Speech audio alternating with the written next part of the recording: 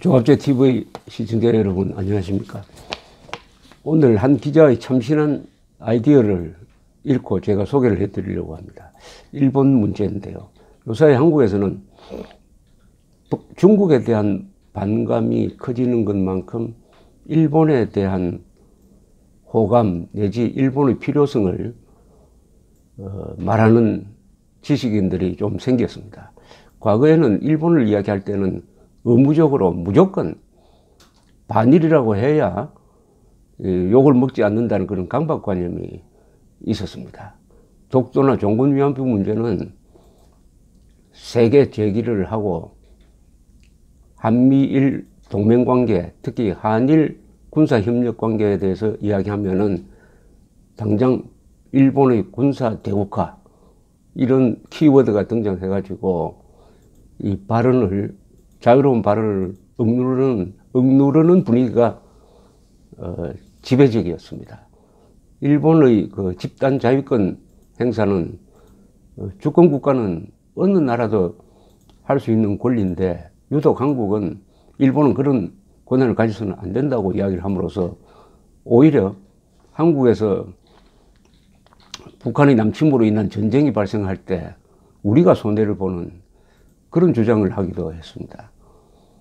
문재인 대통령이 이 사드에 대한 중국의 억지를 해결한다면서 중국에 세 가지 안 하겠다는 약속을 한 것 중에 하나가 한미일 관계를 군사협력 관계로 강화하지 않겠다는 이런 내용이었는데, 군사동맹 관계로 강화하지 않는다는 내용이었는데, 이것도 현실과 맞지 않을 뿐만 아니라 지나치게 일본을 의식한 나머지 결국 국가 이익에는 자해가 되는 그런 분위기를 반영한 것입니다. 최근에 있었던 종군 위안부 최종 합의에 대한 문재인 정부의 어떤 문제 제기, 그 문제 제기가 또 복잡한 문제를 또 하나 만들었습니다. 일본 정부가 출연한 10억엔을 상당 부분은 또 위안부 할머니들이 받아갔는데 그걸 다시 돌려주겠다고 또 이렇게 나왔습니다. 여러분, 이 사람과 사람 사이에서 돈을 받았다가 한참 있다가 다른 이유를 꺼내가지고 돌려주겠다고 하면은 그때부터는 싸움을 하게 됩니다. 돌려받는 사람도 기분이 나쁘고 어떻게 돌려줄지도 지금 막막합니다. 일본이 안 받겠다. 그것은 합의사항이니까 우리는 일단 출연했으니까 안 받겠다고 하면 그만입니다. 10억엔 가지고 이렇게 두 나라 관계가 또 나빠지면 되겠습니까? 이 박근혜 대통령을 잡으려다가 지금 일본을 잡는 게 아니라 자기 발등을 지금 찍고 있습니다. 이런 가운데서 며칠 전에 차학봉 조선일보 산업일부장이 칼럼을 썼는데 제목이 일본 지렛대로 중국 리스크를 넘어서자, 중국 리스크 넘어서자는 이야기입니다. 이 요지는 중국이 한국에 대해서 이 무역, 관광 등등 경제적 보복을 하는데 이건 이미 예상되었다. 한중 FTA를 해서는 한국이 불리해진다는 이야기가 몇 년 전에 있었는데 그때는 그 말이 일본 사람들 쪽에서 나오니까 속 좁은 일본 사람들이 질투해서 그러는 모양이라고 생각을 했는데 이번에 사드 관련해 가지고 중국이 한국에 대해서 경제 보복을 하는 걸 보니까 한중 관계만 가지고는 한국이 버티기가 어렵다. 그때 일본에서 나온 이야기가 한중일 FTA를 맺었어야 한다. 그러면은 이런 꼴을 당하지 않을 것이다 하는 이야기가 생각났다는 것입니다. 사실은 일본도 중국으로부터 당한 적이 있습니다. 2012년에 센가쿠 열도 분쟁과 관련해 가지고 중국이 일본에 대해서 히토류를 수출 중단시켜 버렸습니다. 그리고 중국에서 불매운동하고 수출입 통관 지연 등등 또 일본 공장 방화 약탈도 있었는데 그때는 우리가 또 침몰을 했습니다. 또 중국, 베트남, 필리핀에 대해서도 관광 중단 등 보복 조치를 취했는데 이때도 한국 정부는 이 명백한 국제법 위반에 대해서 성명서 한 장 내지 않았다고 이 차오봉 부장은 비판을 하고 있습니다. 이 중국 리스크라고 불리는 이 중국의 경제를 이용한 정치적 압박, 이 전략이 주권 침해로 지금 이어지고 있는데 그러면 한국은 어떻게 해야 되느냐? 이 차오봉 씨의 이야기는 이 미들 파워, 중견국들이 뭉쳐야 한다. 중견국들이 뭉치려면은 일본과 한국이 일종의 연합 전선을 펼 필요가 있다. 그렇게 하기에 좋은 조건이 있다. 왜냐? 일본과 한국은 공통점이 많다. 첫째, 민주주의다. 시장 경제, 그리고 수출 주도형이다. 여기는 서지 않았지만은 또 한미일 동맹에다가 우리가 북한이라는 공동의 적을 갖고 있다. 북핵 문제라는 공동의 풀어야 할 문제를 갖고 있으니까 이 동지가 될 수 있다는 것이죠. 친구는 뭐냐 하면은 정치적으로서는 공동의 적을 가진 사이를 친구라고 합니다. 그런데 일본에 대해서 일본 카드를 자판 레버리지라고 표현을 했습니다만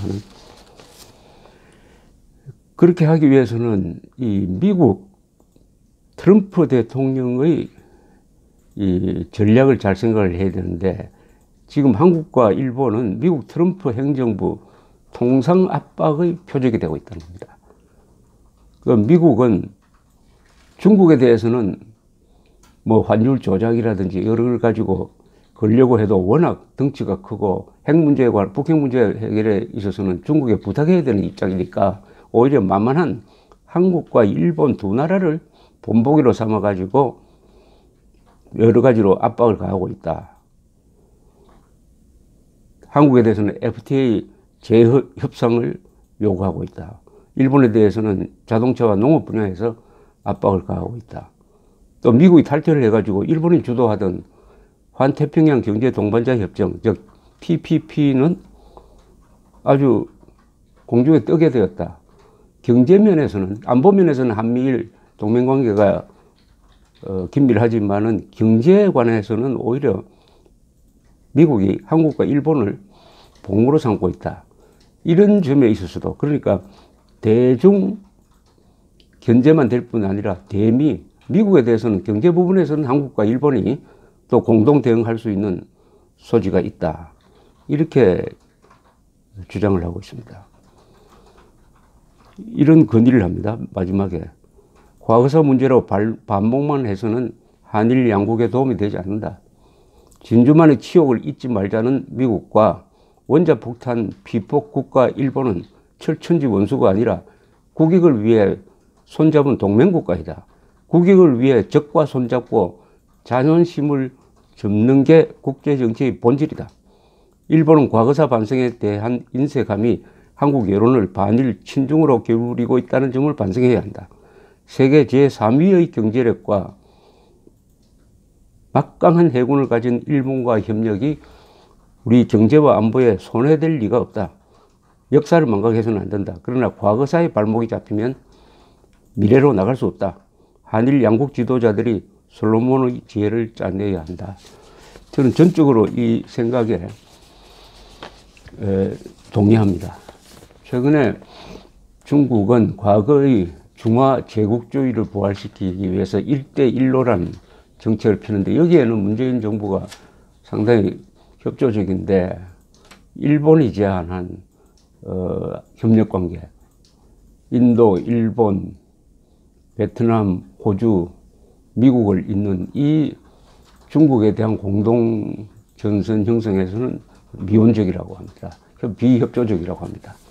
그러면 한국이 과연 중국, 북한, 러시아가 도사리고 있는 이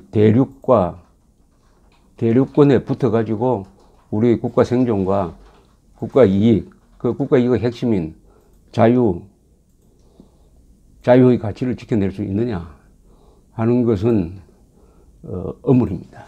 그동안 조선일보를 포함해서 한국의 보수 세력이 잘못한 게 있습니다. 무조건적 반일로 갔습니다. 이 반일에서는 좌파와 손을 잡았습니다. 이런 분위기 속에서 이명박 대통령이 2012년에 퇴임을 앞두고 독도를 방문하고 천황에 대한 부적절한 말을 한 것이 일본에서 반한 감정을 부추기고, 그 분위기 속에서 등장한 아베 수상이 과거와 달리 이제는 한국에 대한 죄책감이라든지 식민지 지배에 대한 컴플렉스 같은 것을 벌써 던지고 과감한 독자 노선으로 가는데, 이제는 그것을 한국 정부가 견제하는 것이 먹히지 않습니다. 한국을 밀어줄 나라가 없습니다. 대일본 정책에서 한국 편에 서줄 나라가 없습니다.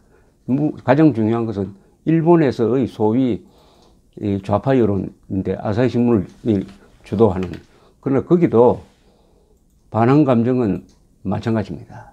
이렇게 되면은 한일 간의 관계에서 한국이 소외되고 한미 간의 관계도 불편하고, 이렇게 되면은 중국이 참 귀엽게 여기서 한국을 존중하느냐, 천만의 말씀이죠. 한일 관계, 한미 관계가 나빠지는 것만큼 한중 관계에서 우리는 불리해진다 하는 것이 여실히 증명이 되고 있습니다. 한국과 일본은 현해탄을 사이에 두고 국경을 맞대고 있는 사이인데, 자꾸 이 역사를 과장하는 사람들은 한일 간의 관계에서 한국은 일방적인 피해자였다라고 이야기를 하는데, 그렇지 않습니다. 우리가 일본으로 쳐들어간 적도 있습니다. 삼국시대, 그리고 몽골과 고려연합군의 두 번의 일본 원정도 있지 않습니까? 그리고 임진왜란은 우리가 침략을 받았지만 결국은 우리 실력으로 몰아냈으니까 우리가 이긴 전쟁입니다. 이에 비해서 영국과 프랑스 사이를 비교하면 도바해협을 사이에 두고 두 나라가 대치한 가운데서는 지난 1000년 동안에 전쟁이 한 30번 있었습니다. 14, 15세기에는 100년 동안 전쟁을 했습니다. 그러나 가장 친밀한 관계입니다. 지금 아시아에서 미국과 가장 친해지고 싶어하는 나라가 어디냐? 불과 50년 전에 불구 대천의 원수 사이로 싸웠던 월남입니다. 월남. 중국이라는 위협이 있으니까 우리는 일본과의 쓰라린 기억, 일제 36년만 생각을 하는데, 그것은 긴 역사 속에서 결코 결정적 장애 요인은 아니라고 생각을 합니다. 더구나 일본은 그 국력이나 특히 군사 제도나 국민들이 가지고 있는 상무 정신에서 중국이 가장 두려워하는 나라입니다. 또 일본이 결심만 하면은 중국을 능가하는 핵무장 국가가 될 수 있는 나라입니다. 그러나 민주주의 국가입니다. 지난 150년 동안 민주주의 국가와 민주주의 국가 사이에는 전쟁이 한 번도 없었다고 합니다. 그러면은 한국과 일본이 손을 잡고 중국을 견제하고 그 뒤에 미국의 도움을 받는 이런 국제관계가 가장 안정적이다. 또 언론과 정치인이 자꾸 한일 관계를, 특히 반일 감정을 이렇게 자극하지만은 보통의 한국 사람들은 일본에 대해서 호감을 가지고 있다는 것이, 지금 일본으로 가는 한국 관광객 수가 매년 엄청나게 늘고 있습니다. 반면에 한국에 오는 일본 관광객 수는 줄든지 늘지 않고 있어요. 그것은 반한 감정이 반일 감정보다 더 강하게 되었다는 것을 보여주고, 그 결과로 한국이 손해를 보고 있다는 것입니다. 한국과 일본은 지금 공동의 적을 갖고 있습니다. 그렇다면 친구가 될 기본 조건을 다 갖추고 있는데, 이런 이야기를 공개적으로 언론이, 지식인이 공개적으로 하기가 매우 어렵습니다. 아마도 제 기억으로는 일본과 손잡고 중국을 견제하자는 이야기는 이 기사가 처음인 것 같습니다. 그래서 제가 참신하다는 표현을 했습니다. 참고해 주시기 바랍니다. 감사합니다.